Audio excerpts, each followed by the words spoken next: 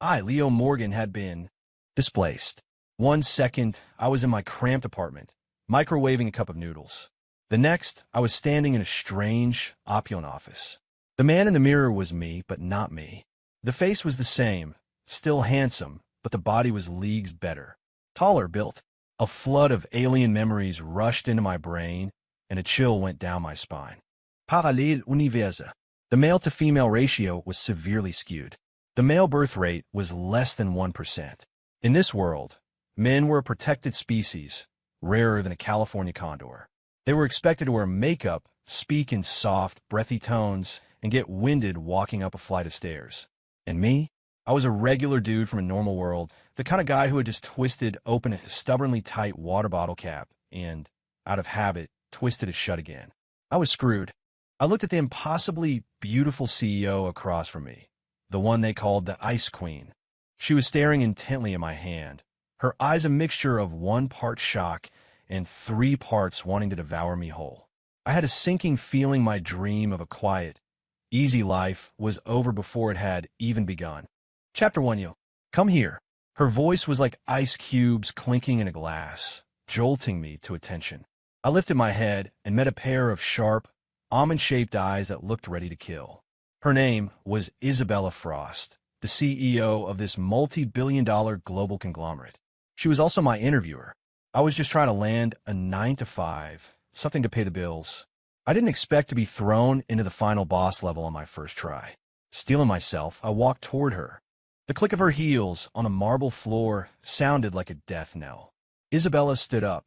At 5'9", plus a pair of sky-high stilettos, her presence was overwhelming. She didn't say a word, just slid an exquisite glass jar across the desk toward me. It was a jar of what looked to be insanely expensive caviar. The lid was sealed tight. "Open it," she commanded. I was floored. Is this part of the interview? A strength test? Out of the corner of my eye, I saw another candidate standing in the corner. He had on perfectly applied eyeliner and a glossy pink lip, and he was giving me a contemptuous look as if I just tracked mud all over the carpet. His name was Chaz Sterling. In my new memory, he was a moderately famous beauty guru on Instagram. A few minutes earlier, he'd struggled with the jar, his face turning purple with the effort, but the lid hadn't budged. He'd finally given up, pouting. "Oh, Miss Frost, my poor hands are all red. This mean old jar is bullying me." I'd almost thrown up the lunch I hadn't eaten. Now it was my turn. Under the scrutinizing gaze of Isabella and a boardroom full of female executives, I felt like a lamb at the slaughter. I picked up the jar. It was cool and heavy in my hand. Taking a deep breath, I figured, what the hell? I didn't use any special technique. I just wrapped my palm around the lid, engaged my core, and let the muscles in my arm do the work. Pop! A crisp, clean sound. The lid was off. The office fell into a dead silence. I could actually hear Chaz gasp. I placed the open jar in front of Isabella, trying to keep my voice steady. "Here you go, Miss Frost." Isabella didn't look at the jar. Her gaze was like an X-ray, scanning from my palm to my forearm, then to the chest muscles faintly outlined beneath my dress shirt. Finally, she lifted her eyes to meet mine. Was that a faint blush on her cheeks? "You're hired." She paused, then added, "Starting tomorrow, you'll be my executive assistant." Before I could even process the information, I heard Chaz shriek. "On what grounds? Miss Frost, he's so brutish, so unrefined. Look at him. He doesn't even use hand cream." Isabella's eyes flashed with cold fire. "In my company, when did your opinion ever matter?" Chaz's protest died in his throat, his face a mottled mess of pale and red. Ignoring him completely, Isabella tipped her chin at me. "Be in my office at 8 tomorrow morning." And she looked at me, enunciating each word with purpose. "Take better care of your hands." "Take care of my hands." What does that mean? Is she worried I won't be able to open the next jar? My head swimming with questions, I walked out of that suffocating office. What I didn't know was that from the moment I'd opened that jar, my name and the phrase brute force were already spreading like wildfire throughout the entire building. Chapter 2. On my first day as the executive assistant to the CEO, my main job was to be a decoration. That's right. Isabella set me up at a small desk in the corner of her office with a single directive: stay put. Don't touch anything. I got it. I was basically a corporate mascot. Fine by me. A paycheck for doing nothing. That was the quiet life I'd been dreaming of. I settled in and started using the computer to research the history of this strange new world. Well, if it isn't the company's new strongman. A snide voice cut through the silence. I looked up to see Chaz Sterling sashaying toward me, one hand cocked delicately at his wrist. He had a posse of female colleagues with him, all of whom were staring at me like I was a rare zoo animal. Leo Morgan, is it? I hear you're quite the powerhouse, Chaz said, circling my desk, his expression a mask of disdain. You're new here, so you don't know the rules. Working for Ms. Frost requires a certain image. Just look at you. Your skin is so dry, and your lips are chapped. It's a disgrace. As he spoke, he pulled an assortment of bottles and tubes from his hot pink designer bag. Here, let me show you how it's done. This is a hydrating mist, this is lip balm, and this is a primer. A man has to protect his face, you know. He pitched his voice higher, preparing to apply the products to my face. I frowned, leaning back in my chair to dodge his advance. No, thanks, I said flatly.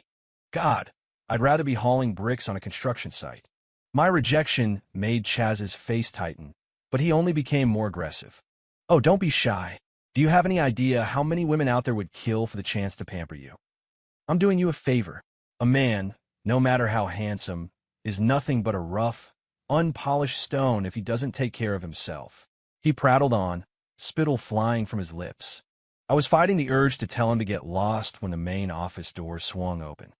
Isabella walked in, her secretary trailing behind her. The office instantly fell silent. Chaz, Isabella's voice was devoid of any warmth. Your department is marketing. Who gave you permission to enter my office? Chaz jumped, dropping the bottles, which clattered to the floor. Ms. Frost, I was just checking on a new guy. Checking in. Isabella walked over to me, glanced at the mess on the floor, then at my supposedly weather-beaten face. Her brow furrowed even deeper. I'll be the one to check in on my assistant. She turned to her secretary. Notify HR. Dock half of Chaz's quarterly bonus. But why, Ms. Frost? Chaz was on the verge of tears. Because you were disturbing him, Isabella said coldly, pointing at me. I froze. I hadn't done a thing. Chaz shot me a venomous look before scrambling out of the office. Silence returned. Isabella sat down in her large executive chair and appeared to be working, but after a few moments, she spoke again. Now, yes. I sat up straight. Come here. Those two words again. Resund, I åkt over. She pulled something out of her drawer and placed it on the desk with a soft thud. It was a very expensive-looking men's skincare set. Use this. Her tone left no room for argument. Miss Frost, I said, use it. She looked up at me. I don't want my assistant looking like he just got back from coal mine. The words were harsh, but was she showing concern for me? No, it's just my imagination. It has to be. And another thing, she added. Stay away from creeps like Chaz. Understood. I took the skincare set, which felt heavier than a lead weight in my hands. Back at my desk, I snuck a glance at Isabella. She was looking down at a file, her long eyelashes casting shadows on her cheeks. Her profile was as perfect as a classical sculpture, except with the tips of her ears just a little bit red. Chapter 3. A few days later, the foie gras incident occurred. That afternoon, Isabella was in a high-level video conference with the board, discussing an overseas acquisition. The tension in the room was thick enough to cut with a knife. As a corporate mascot, I sat in the corner, trying my best to be invisible. During a short break, Isabella's secretary brought in some refreshments. Among them was a can of ridiculously luxurious foie gras, supposedly flown in from France. One small can was worth several months of my salary. Isabella seemed keen to try it. She picked up the can and gave it an elegant twist. Nothing. She twisted again. Still nothing. For the first time, a crack appeared on her perpetually icy facade. Her secretary rushed forward. Let me, Miss Frost. The secretary was a capable woman, but she used all her strength, her face turning crimson, and the can remained stubbornly sealed. Several other female executives in the room tried their luck, and all of them failed. On the other side of the video call, several of the foreign board members were visibly smirking, enjoying the show. The atmosphere turned incredibly awkward. Finally, all eyes in the room landed on me. I had been zoning out, wondering if I should get tacos or a burger for dinner. Now, Isabella's voice snapped me back to reality. I shot to my feet. Come here. I walked over, resigned to my fate. More than a dozen pairs of eyes in the room, plus the several pairs of blue eyes on the screen, were fixed on me. I felt less like I was opening a can and more like I was defusing a bomb. Isabella handed me the can. Her eyes held a glimmer of something she herself probably didn't recognize. Anticipation? Open it. I took the can. It was cool in my hand. Without much thought, I applied the same amount of force I'd used to open a new jar of pickles. Pop! That damned, satisfyingly crisp sound echoed once again. It was open. The world seemed to hit a mute button. I saw the secretary's jaw drop. The female executive's eyes were wide. The foreign board members on screen looked utterly dumbfounded. As for Isabella, she stared at the can in my hand, then back in my hand, and her throat bobbed as she swallowed. Gee, give it to me. Her voice was unsteady. I handed her the can. As she took it, her fingertips brushed against my hand. Hers were cool. Mine were warm. She flinched back as if she'd received an electric shock. I saw two faint clouds of red blossom on her pale cheeks. To cover her embarrassment, she picked up a small spoon, scooped out some foie gras, and put it in her mouth with feigned composure. Then, as if it had burned her, she quickly took a large gulp of water. For the rest of the meeting, she was completely distracted, and I had earned the burning admiration of every woman in the company. From that day on, I had a new nickname, Leo, the Can Opener. I felt my path to a quiet, simple life getting narrower and narrower. Chapter 4. For the annual company gala, the firm booked the grand ballroom of a five-star hotel. As CEO, Isabella was naturally the center of attention. She wore a stunning black, open-back evening gown, looking as regal and dangerous as a black rose.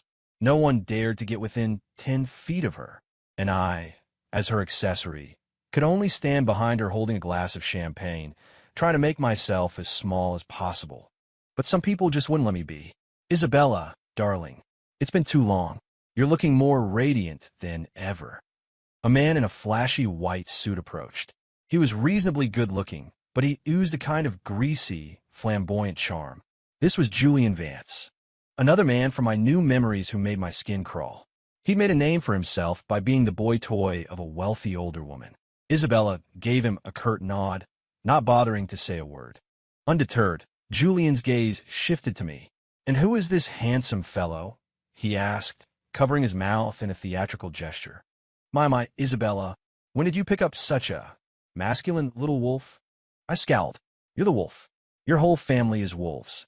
Isabella's expression turned arctic. "Mr. Vance, watch your words." "Just a joke, darling." Julian simpered, moving closer and tried to clap me on the shoulder. "So, handsome, what do you work? Ever think about coming to work for me? I'll make sure you're very well taken care of." I sidestepped his grimy hand.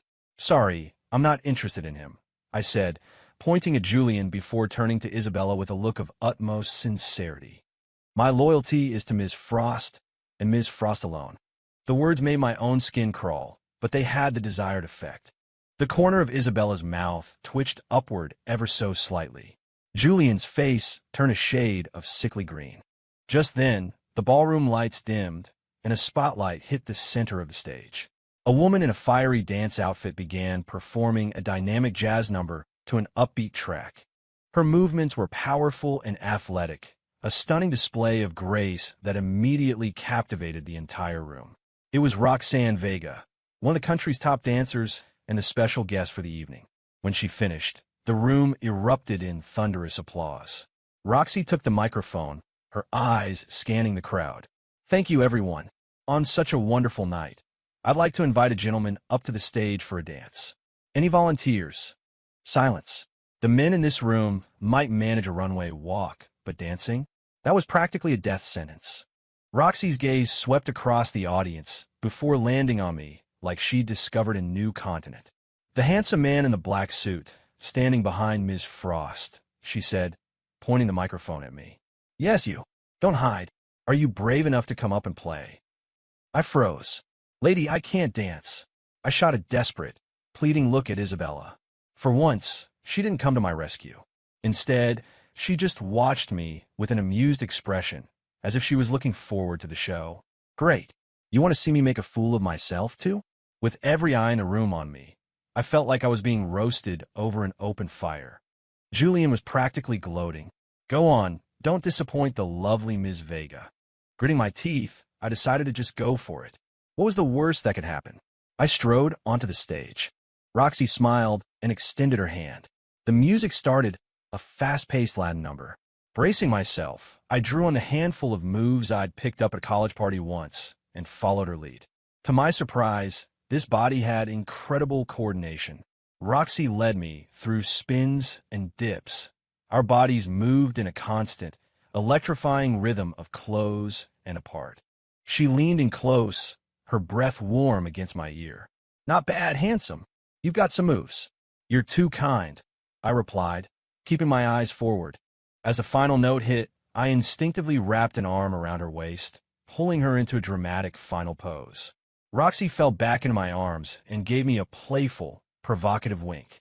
The crowd was silent for a beat, then exploded into applause even louder than before. I helped Roxy up, eager to get off the stage, but she held on to me, leaning in to whisper, "You're interesting. Can I get your number?"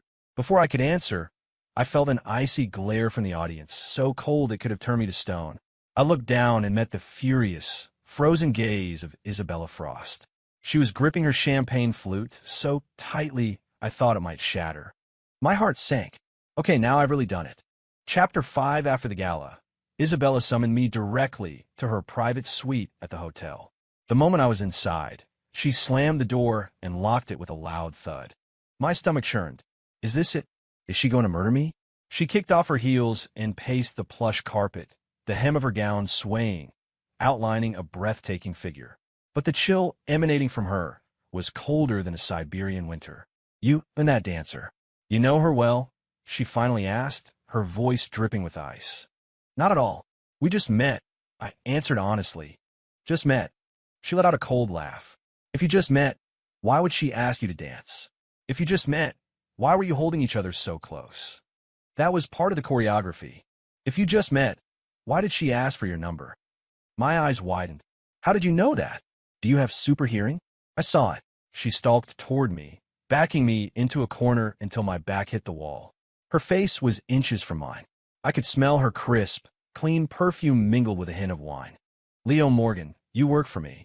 She jabbed a finger into my chest. You belong to me, and I will not permit you to have any unnecessary contact with other women. Her domineering, corporate overlord speech left me speechless. Ms. Frost, we just have a professional, employer-employee relationship, I reminded her quietly. Not anymore. Suddenly, she rose on her toes and pressed a light, fleeting kiss to my lips. It was soft and cool. I turned to stone. Did the female CEO just force a kiss on me? Isabella's face was as red as a sunset, but her eyes were fiercely determined. From now on, you're my man. I'll multiply your salary by 10. I'll give you a condo downtown and a car. All you have to do is one thing. She paused, her gaze turning possessive. Be mine and mine alone. It finally dawned on me. The women in this world had a very direct way of expressing affection. She was trying to make me her kept man. My male pride, what little I had left, was facing an unprecedented assault. I took a deep breath, looked into her beautiful eyes, and said seriously, Ms. Frost, thank you for the generous offer, but I can't accept. Why not? Isabella's brow furrowed. She clearly hadn't expected to be rejected. In her world, this was a gift of a lifetime. Because I want to make it on my own, I said. I'll earn my own money. I'll get my own house and car someday. I don't want our relationship to be built on a financial transaction. Isabella stared at me, dumbfounded. It was probably the first time any man had ever said such a thing to her. The dominance in her eyes slowly faded, replaced by a complex emotion I couldn't quite decipher. Surprise, admiration, and maybe even a hint of hurt. Then what do you want? She asked softly. I want mutual respect. I held her gaze. If you truly have feelings for me, then please act like a normal person trying to date someone, not like a billionaire buying an asset. A normal person, try to date someone. Isabella murmured the words as if they were from a foreign language she was struggling to comprehend. A long silence filled the room. Just as I thought she was about to explode, she smiled. It was like watching a glacier melt, a winter lotus bloom. All right, she said. Leo Morgan, you are the most extraordinary man I have ever met. I accept your terms. I will pursue you. With that, she turned and walked into the bedroom, leaving me with the sight of her elegant, retreating figure. I leaned against the wall and let out a long, slow breath. I felt like I had just survived a major battle. I had just turned down a billionaire's offer to be her boy toy. I might be the first man in this world to ever do that. It was terrifying, but deep down it also felt pretty damn good. Chapter 6. The next day, for the first time in my life, I received flowers from Suitor. 999 red roses, to be exact. They completely covered my desk in a tacky, yet extravagant display. The card had a single name written in a bold, elegant script. Isabella Frost. The entire office went into a frenzy. Everyone looked at me with an expression that screamed, "What did you do to deserve this?" Chaz Sterling, whose eyes were practically green with envy, deliberately bumped into me as he passed, shooting me a massive eye roll. I stared at the mountain of roses with a growing headache, feeling like a monkey in a cage. When I left work that evening, a fire-engine red Ferrari was parked at the curb. The window rolled down to reveal Roxanne Vega's stunning face. "Hey, Strawman, get in. I'm buying you dinner," she said with a whistle. I was about to refuse when I saw Isabella emerge from the building.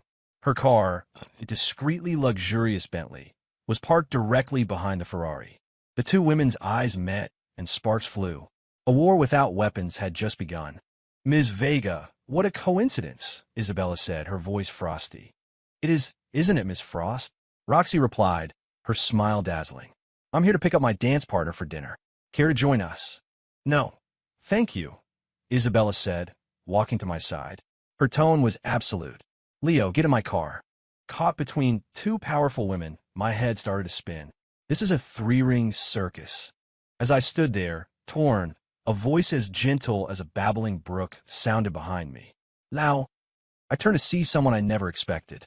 A girl in a simple white dress, with an aura as serene as the moon, was standing a short distance away, looking at me with uncertainty. She was holding a cello case. It was Luna Reed. In my inherited memories, she was the star of a nation's top conservatory. A brilliant cellist, she had stunned the world with her performance of a Bach cello suite, and was known as the ethereal angel. "What was she doing here?" "It really is you." Luna's eyes lit up when I turned, and she walked toward me. I saw the video from the gala. "Your dancing was incredible," she said shyly. "I was just passing by and thought I'd take a chance. I can't believe I actually ran into you." Her voice was so soft and calming it felt like all the noise of the city had faded away. The silent battle between Isabella and Roxy seemed to pause as they both turned to scrutinize this new, unexpected rival. "And you are?" Roxy asked, raising an eyebrow. My name is Luna. I'm a friend of Leo's," Luna said quietly. Isabella's gaze grew even colder. I felt the temperature around me drop below freezing. "Leo," Luna said, pulling a small, elegant box from her bag. "I made some lavender shortbread. I wasn't sure if you'd like it." I looked at the box of cookies, then at the two luxury cars and the women staring daggers from inside them. I made a decision. "Thank you so much, Luna. I'm actually starving," I said, taking the box and giving her a grateful smile. "Let's go find a place to sit down." Then I turned to Isabella and Roxy and said politely, "Miss Frost, Ms. Vega, I'm so sorry, but I have plans with a friend. If you'll excuse me." Without a second glance, I led a bewildered Luna away from the scene, feeling the murderous glares of the two women burning into my back. I knew this would infuriate them, but compared to getting into either of those cars, I'd much rather have cookies with the gentle, angelic cellist. At least this way, I wouldn't get indigestion. Chapter 7. Luna and I found a quiet cafe near the office. Her lavender shortbread was perfectly sweet and melted in my mouth, far better than the fancy pastries of the hotel. We talked for hours about music, art, life. Talking with her was effortless. She was like a clear spring, washing away all the stress and noise of the world. "Actually, there was a reason I came looking for you today," Luna said toward the end of our conversation, a blush coloring her cheeks. "I wanted to ask for your help." "Sure, what is it?" I have a very important solo recital next week, but my percussionist suddenly injured his wrist. I've been looking for a replacement, but everyone I found just doesn't have the right sense of rhythm. It's too weak." She looked at me with hopeful eyes. "I saw your dancing. Your rhythm is incredible, so full of power. I was wondering, would you be willing to be my accompanist?" I was stunned. Me? Play the drums? I'd never even touched a drum kit in my life. "But I don't know how." "It's okay, I can teach you," Luna said quickly. "The piece isn't that difficult. With your natural talent, you'll pick it up in no time." Looking into her clear, pleading eyes, I found it impossible to say no. "All right, I'll give it a shot," I heard myself say. From that day on, I spent every evening after work at Luna's private music studio. I had to admit, this body's natural aptitude was astounding. In just 3 days, I had mastered the basic rhythms and techniques.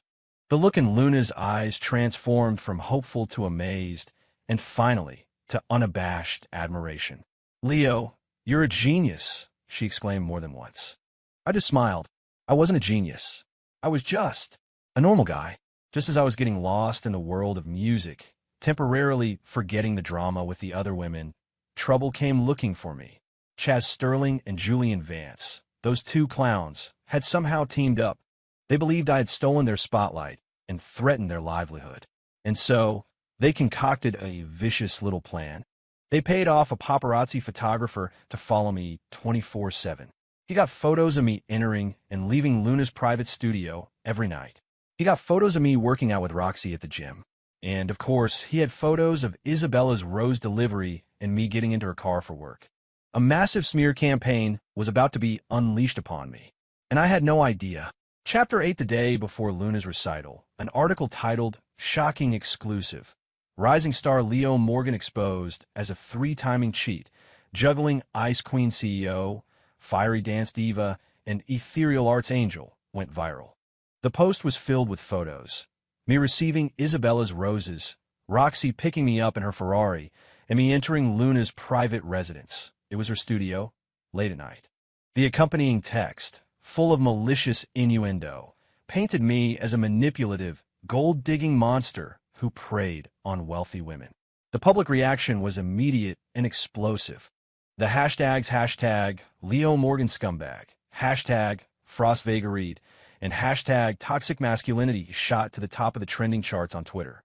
My phone blew up. The company's phone lines were jammed. An avalanche of hate and curses flooded my social media. Disgusting. He thinks he can do whatever he wants just because he's a man. And I thought he was different. Turns out he's just another piece of trash chasing money.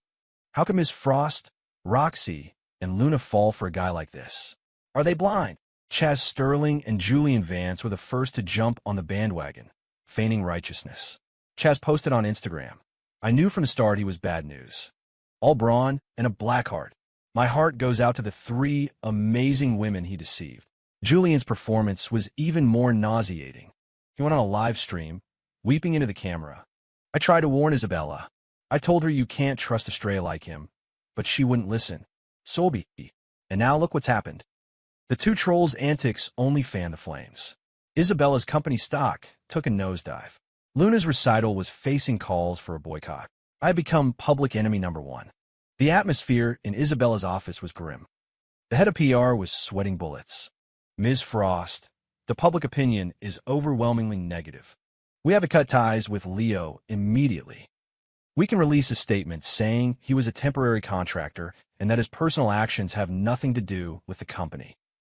"No," Isabella shot back without a moment's hesitation, her voice firm as steel. "But Ms. Frost, if we don't act now, the company's reputation will be ruined." I said no. Isabella slammed her hand on the desk, her eyes as sharp as daggers. "I believe him. Someone is pulling the strings behind the scenes." She looked at me, her gaze holding not a shred of doubt, only complete and utter trust. "Now, tell me what happened." Looking at her, a wave of warmth washed over me. At a time when the whole world wanted to bury me, she was the only one willing to believe in me. I took a deep breath and told her everything about my rehearsals with Luna and how Roxy was just a friend. So, the photos were all taken out of context and edited to create a false narrative, I concluded. It was Chaz and Julian, Isabella said, a dangerous glint in her eye. They dare to touch my people. They must have a death wish. She immediately gave an order to her PR head. Go, investigate them. Dig up every piece of dirt you can find on those two and the photographer they hired. I want them ruined. I want them completely and utterly finished. The PR head scrambled out of the room to carry out her orders. Only Isabella and I remained. I'm sorry, I said quietly. I drag you into this. Don't be ridiculous. Isabella walked over to me and for the first time reached out and gently straightened my messy collar. You're not fighting this alone. Her voice was impossibly soft. Tomorrow, Luna's recital will go on as scheduled. She looked at me, a wild, determined light dancing in her eyes. I'm going to show the entire world just how exceptional the man I, Isabella Frost, have chosen truly is. We're going to fight back, and we are going to win. Chapter 9. On the night of the recital, the venue was swarmed by reporters and protesters. They held up signs that read, Leo Morgan get out, and boycott predators, blocking the entire entrance. Backstage, Luna was pale, her hands shaking. Leo, maybe we should just cancel, she said, her voice trembling. I don't want you to get harassed even more because of me. I took her cold hands in mine and looked at her steadily. No, this is your dream. You can't give up on it because of a few pathetic haters. Trust me, I said. Everything is going to be all right. My calmness seemed to give her a bit of strength. She nodded. Just then, the backstage door opened and Roxy strode in, dressed in a sleek, powerful-looking outfit. Well, are the two lovebirds having a heart-to-heart? She teased, but there was no malice in her eyes. Need me to go out there and clear out those flies for you? What are you doing here? I asked, surprised. My friend is getting bullied. You think I just stand by? She clapped me on the shoulder. Don't worry. I've already mobilized my fan club. Counter-messaging, damage control. We're professionals at this. She then turned to Luna. Don't be scared. Angel face. Tonight, we're going to give them all a big surprise. Roxy's presence was like a shot of adrenaline, lifting the heavy mood in the room. At 8 o'clock sharp, the concert began. Luna and I walked onto the stage, facing a barrage of boos and camera flashes. She sat down at her cello, took a deep breath, and drew her bow across the strings. The first note, a clear, resonant tone, cut through the noise in the auditorium like a sword. The entire hall fell silent. I was sitting behind the drum kit. Watching her profile, I followed the melody of her cello and brought my sticks down on the drum's dot. Boom! The steady, powerful beat merged perfectly with the soul of the cello. We were playing an intense, modern piece full of fury and defiance. The cello was a charging army. The drums were the thunder of war. Everyone in the audience was mesmerized by our performance. They forgot to boo. They forgot to take pictures. They just stared, transfixed, at the two figures on stage. One still, one in motion, one gracefully melodic, one powerfully rhythmic. So this was the truth behind their late-night trysts. They were creating art. Chapter 10, when the final note faded, the auditorium was silent for a full 10 seconds. Then, a tidal wave of applause erupted from every corner of the hall. The protesters who had been shouting insults just moments before were now red-faced, clapping furiously. Luna stood up, and together we took a deep bow. At that moment, the large screen behind the stage flickered to life. Isabella appeared, dressed in a sharp white pantsuit. Good evening, members of the press and honored guests. Her voice, amplified through the speakers, carried clearly throughout the venue.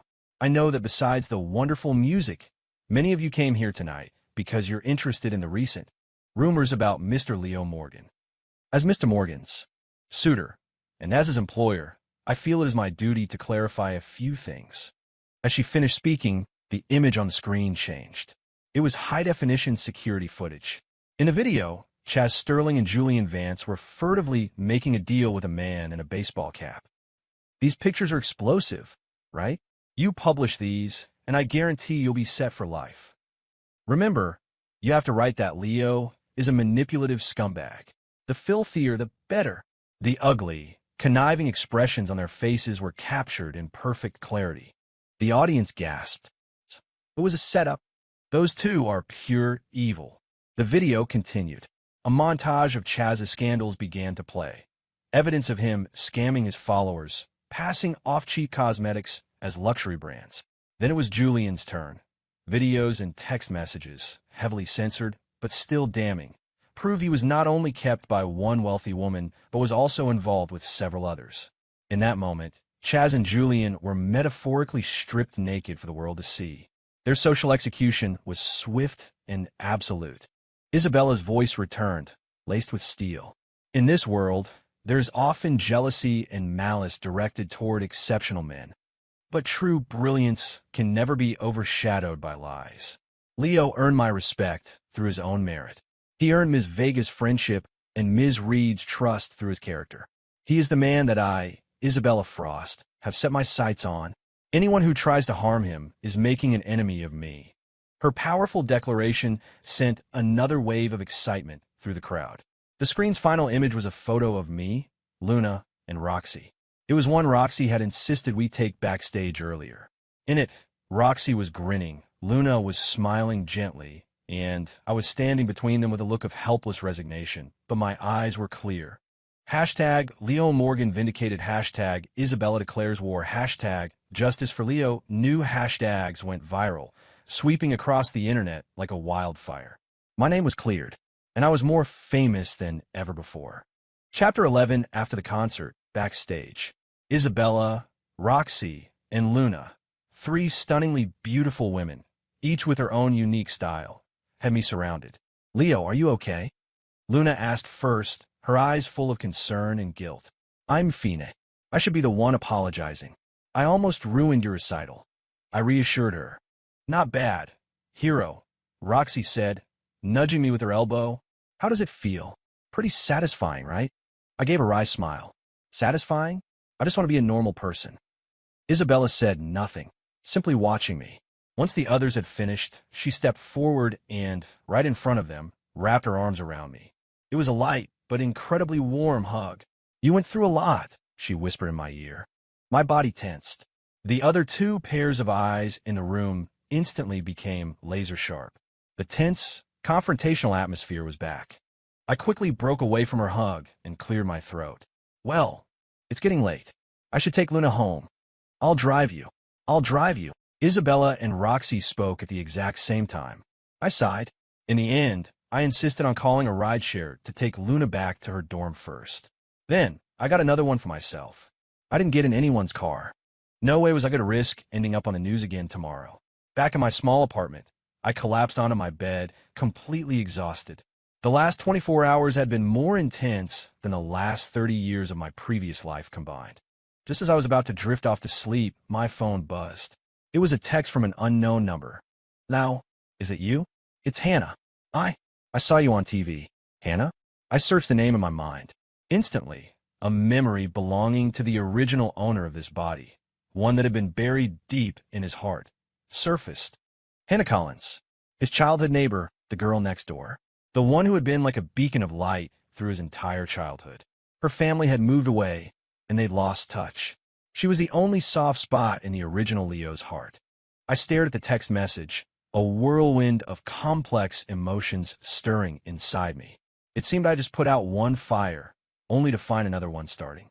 Chapter 12. The next morning, for the first time ever, I was late for work. I was mentally and physically drained from the ordeal.